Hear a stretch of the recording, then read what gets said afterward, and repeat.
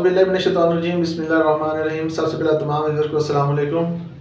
Viewers, आज की जो मेरी वीडियो है ये सब्जियों की काश्त के ऊपर है कि जनवरी में हम कौन कौन सी सब्जियां लगा सकते हैं। वो कौन सी ऐसी सब्जियां हैं जो हम डायरेक्ट सीड से काश्त कर सकते हैं, वो कौन सी ऐसी सब्जियां जो हम नर्सरी से काश्त कर सकते हैं। तो आज हम इसके ऊपर बात करेंगे।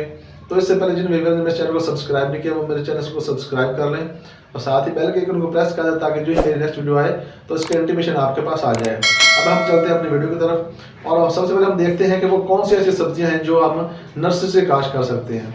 तो इनमें सबसे पहले नंबर पे आता है टमाटर। तो वीवर, जैसे आप लोग सब जानते हैं कि टमाटर एक हमारे जो मुल्क में है इसकी एक अच्छी खासी मांग है और अच्छा खासा कंज्यूम भी होता है। तो चलिए पहले नंबर पे हम टमाटर को देखते हैं कि वो हम कब और कैसे काश्त कर सकते हैं।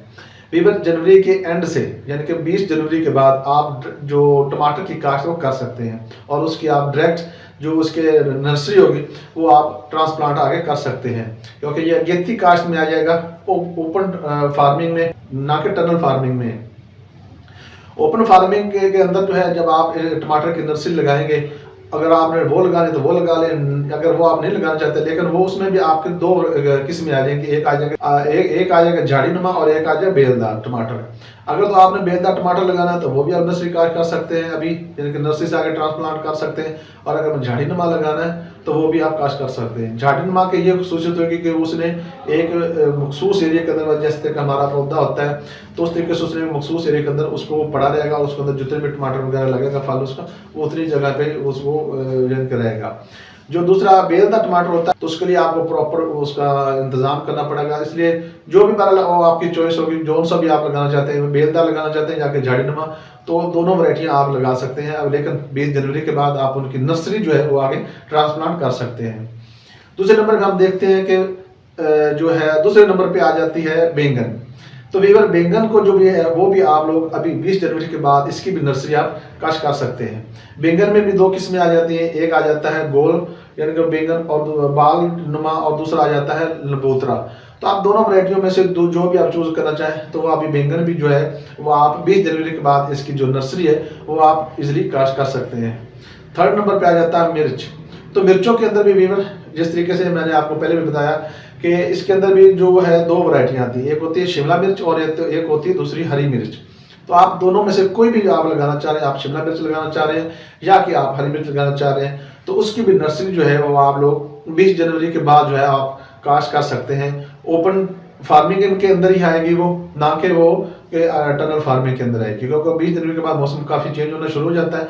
तो आप 20 जनवरी के बाद शिमला मिर्च लगाएं या कि हरी मिर्च वो ओपन फार्मिंग में आप लगा सकते हैं। तो चौथे नंबर पे वीवर आ जाता है करेला। करेले को भी हम 20 जनवरी के बाद ओपन फार्मिंग के लिए जो है हम काश्त कर सकते हैं।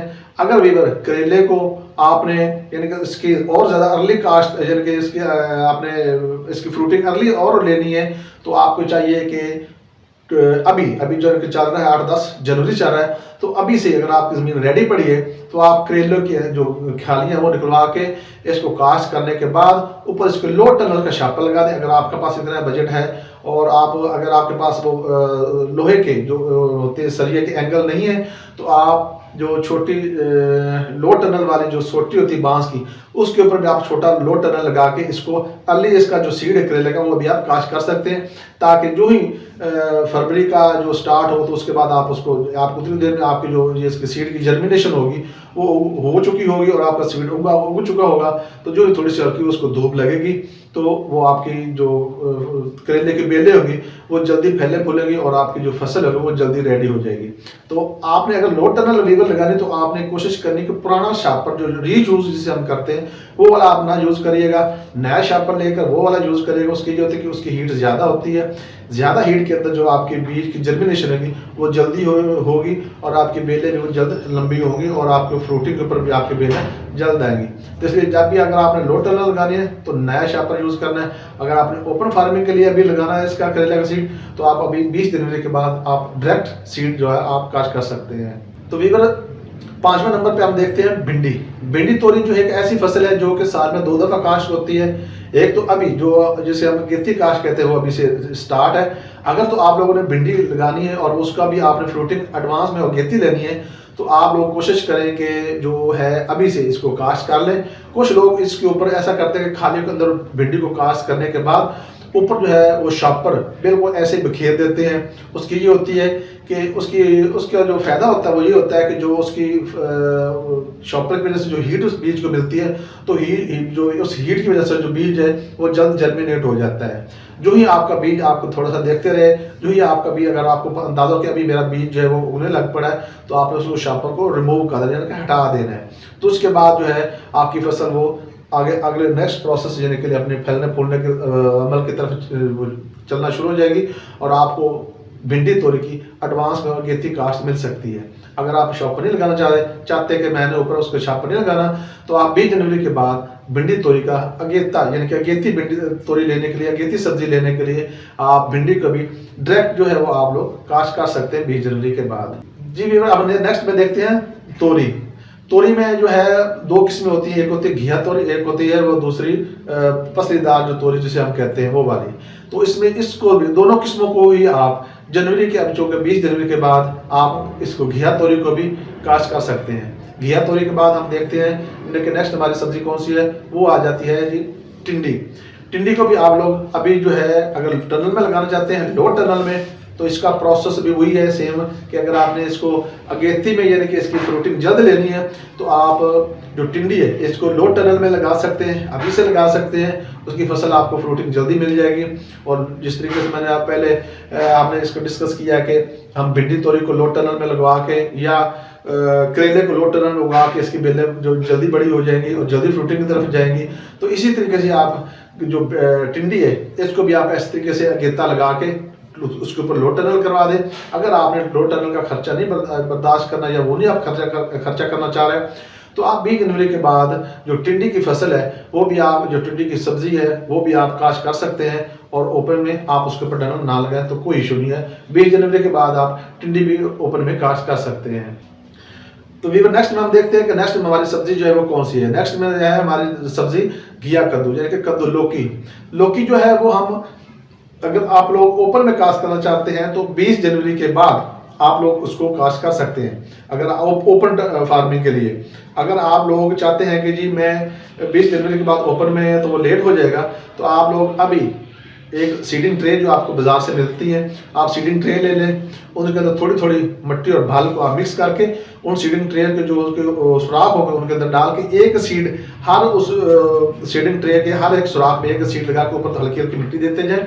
वो जो आपकी जितनी भी सीडिंग ट्रेज होंगी वो आप एक जगह पर रख के उनके ऊपर पानी दे के उसके ऊपर मुकम्मल शॉपर की मदद से जो है टनल बना के उसको अंदर रख उसको ढांप दें, तो जो शॉपर की हीट होगी उससे वो बीज जल्द उग आएगा।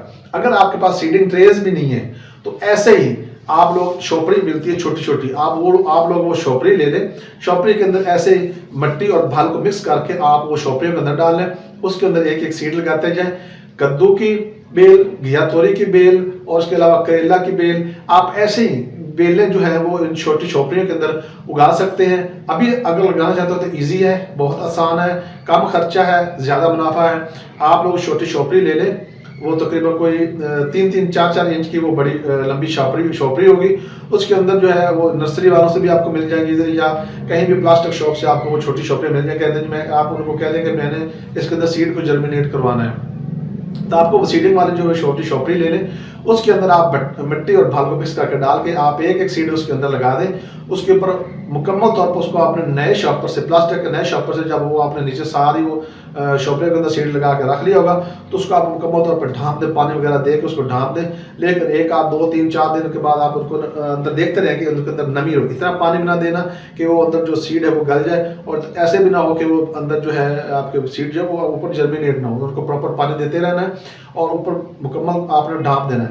तो जब मिड ऑफ फरवरी यहाँ तक आके आपकी वो तकरीबन बेलें जो है वो कोई 8-8, 9-9 इंच की हो जाएगी, आपने फिर वही बेलें जाके, यानी कि जो प्लास्टिक की शॉपरी होगी आगे वो नीचे से आपने वो काट के वहाँ पे आपने आगे ट्रांसप्लांट जो है वो कर देनी है। तो इस तरीके से आप एडवांस में जो है वीवर अपनी जो बेलें वो घर में आप उगा के आगे अपने खेत के अंदर शिफ्ट कर सकते हैं। तो इसमें कद्दू की भी बेलें भी आप उगा सकते हैं, तोरी की भी बेल भी आप उगा सकते हैं, इसके अलावा आप करेले की बेल ऐसे ही उगा सकते हैं। उम्मीद है व्यूअर्स आज की ये मेरी वीडियो आपको पसंद आई होगी। आप मुझे मेरे नेक्स्ट वीडियो तक के लिए इजाज़त दें। खुदा हाफिज।